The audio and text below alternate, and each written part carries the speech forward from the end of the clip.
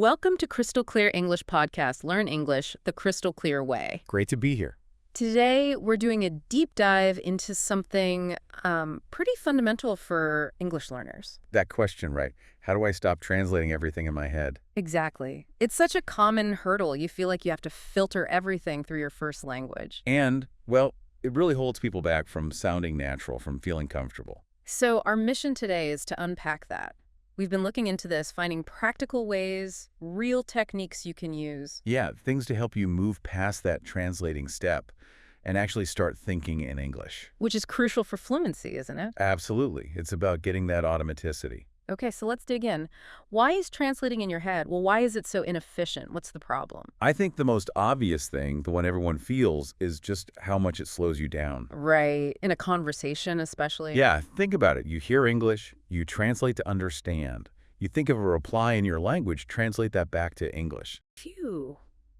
That's a lot of mental steps. It is. And each step takes time. That's where those, awkward pauses come from. The ones where you can practically see the gears turning. Exactly. It's not always that you don't know the words. It's the conversion process. It's a real bottleneck. And it's not just about speed, is it? We found it causes other issues, too. Definitely. A big one is grammar errors. You end up applying the rules, the sentence structure, from your native language. Which doesn't usually map perfectly onto English. Rarely does. Yeah. So you get these sentences that might be sort of understandable, but they sound off, unnatural. Or just plain wrong sometimes. Right. And you miss out on so much. Idioms, phrasal verbs, common word pairings, collocations. The things that make English sound like, well, English. Precisely. Trying to translate "it's raining cats and dogs" word for word just makes no sense. No, you lose the whole meaning, the essence. You're stuck on the individual words. So yeah, it keeps you from sounding natural, but it also prevents you from really achieving that deeper comfort and fluency. You're kind of locked out. Okay, so it's slow, causes errors, makes you sound unnatural, and blocks real fluency. Problem clearly defined. So how do we fix it? How do we break that habit? Right, the practical stuff. We found a bunch of techniques sort of falling into two camps. Input how you take English in and output how you use it. Makes sense. Let's start with input. Okay. One really interesting idea was called overloading. Overloading. Sounds a bit stressful. Yeah, maybe. But it's overloading in a good way. The idea is to do two things at once, basically. Like multitasking? Kind of. The classic example is reading a book while listening to the audiobook of the exact same text at the same time. Ah, okay. Reading and listening simultaneously. Yeah. And the reason it works, apparently, is it makes your brain too busy to translate.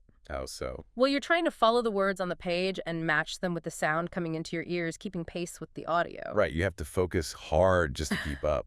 Exactly. There's just not enough mental bandwidth left over to do that extra translation step into your own language. You're forced to process the English directly. That's clever. It's like you're short-circuiting the translation habit by just overwhelming it. Pretty much. You might miss bits here and there, sure, but it trains your brain for speed and direct understanding. I like that. Forced direct processing.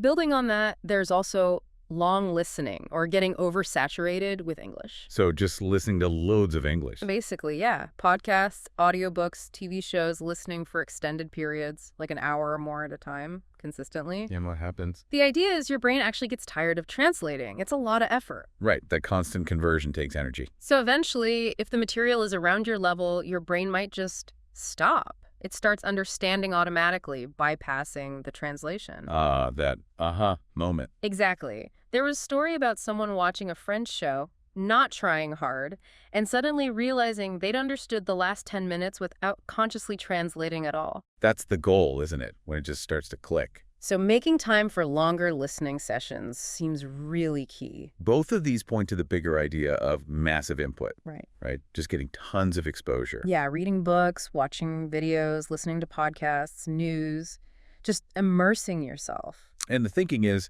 after enough consistent exposure, maybe like a year, year and a half or something, your brain builds enough patterns that it just starts defaulting to English. That time frame makes it feel achievable, though. It's not instant, but it's a process. Right. And you can work it into your life. Change your phone language, listen to music. Find stuff you actually like listening to or watching. Crucial.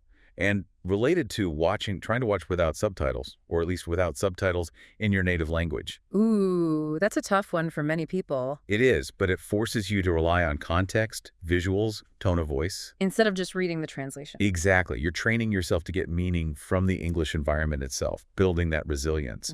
Okay, so that's the input side covered. Lots of ways to train your brain through listening and reading.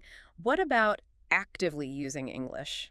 The output side. Yeah, equally important. One great technique is sometimes called forced description, or just talking to yourself. Talking to yourself, like narrating your day. Pretty much. Either out loud or just in your head. You look around, describe what you see, what you're doing. Okay. But here's the key.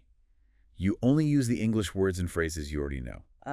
So if I don't know the word for something, I just skip it or describe it differently. Exactly. You don't allow yourself to think the word in your native language and then look it up. You stick strictly within your current English vocabulary. I get it. It forces you to activate the English you do have directly. No translation allowed. Precisely. It builds that direct pathway from thought or object to English word. That sounds really powerful, actually. Simple, but effective. And similar to that is consciously using an internal monologue in English. So thinking your thoughts in English on purpose. Yeah. Planning your day, thinking about what you're doing. Okay, I'm making coffee now. Next, I need to send that email. It's like practicing inside your own head. Builds the habit of forming English sentences and thoughts without pressure. And then, obviously, actually talking to people must be huge. Oh, absolutely. Conversation groups, language partners, anything in real time. Because there's just no time to translate then. Not really. That pressure to respond quickly forces you to think on your feet in English. It builds that spontaneous thinking muscle. The need for speed overrides the translation habit. It really helps. Yeah. Another technique mentioned was shadowing. That's the listen and repeat thing, right? Echoing what you hear. Yep. Listen to a short bit of audio, repeat it immediately. It's great for pronunciation, but It helps with translation, too. How? because you're so focused on listening carefully and then speaking right away, mimicking the sounds and rhythm. Like the overloading thing, your brain is too busy. Exactly. Fully occupied with processing English sound and producing English sound leaves very little room for that translation step. Okay, these output methods are all about actively doing things in English to build that directness. They really are. Using what you know, practicing the flow. This is all incredibly useful. And hey, if you listeners are finding these ideas helpful, make sure you follow and subscribe to Crystal Clear English. We dive into stuff like this all the time. Definitely worth doing. Your support helps us keep bringing you these insights. So we've got input, we've got output. What about vocabulary? How we learn new words seems like it would play a big part too. Oh, a huge part. A key technique here is visualization. So instead of just finding the translation, you picture the thing. Exactly. See a new word like dump truck. Don't just think of the word in your language. Picture the big truck, the tipping back part. Look up images online, maybe. Yes. Or watch a quick video clip. Draw it, even. The goal is to link the English word directly to the concept or image in your mind. Not English word, native word concept. Right. Cut out the middleman. Build that direct English to meaning connection. That makes total sense. You're building your English mental dictionary based on reality, not translation. And flowing from that, as you get better, is the idea of switching to an English-only dictionary. Monolingual. Definitions in English, examples in English. Yeah. Bilingual dictionaries are helpful at first, but they keep reinforcing that translation link. An English-only one forces you to understand new words using the English you already know. It keeps you swimming in the English pool, basically. Exactly. You're processing definitions, examples, everything within the English system. It's a powerful training tool for thinking in English. Requires a certain level, maybe, but a great goal. For sure. And another vocabulary skill is trying to guess from context. Before you rush to the dictionary, try to figure it out from the sentence. Yes. Use the words around it, the situation, the grammar clues.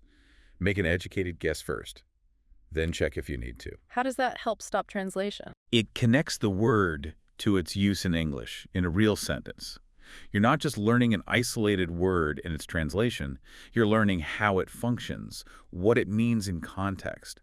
Aids memory, too. And that context leads to the idea of focusing on whole sentences, not just words. Absolutely. Sometimes you can translate every word and still miss the meaning right there, because idioms or structures don't match. True understanding comes from the whole thought. the sentence. You need to grasp the overall message. If a sentence is really complex, maybe break it down. Find the core subject and verb. Simplify it in your head first. Yeah, focus on the main idea rather than getting lost trying to translate a complicated structure word for word, which often just doesn't work. Wow, okay. So input strategies, output strategies, vocabulary strategies. It's a whole toolkit for chipping away at that translation habit. It really is. It's about retraining your brain, consistently applying these different methods. This connects to something bigger, though, doesn't it? It's not just about being faster or more accurate. No, not at all. True fluency, as we discovered, is also about understanding the culture behind the language. Gestures, values, assumptions. Which leads to that really interesting idea of developing a secondary linguistic personality. It's fascinating. You know how sometimes you might feel or act slightly differently when speaking English compared to your native language? Oh, definitely. Maybe a bit more direct, or perhaps funnier, or even more formal sometimes. Exactly. That shift, however small, is often a sign of deeper fluency.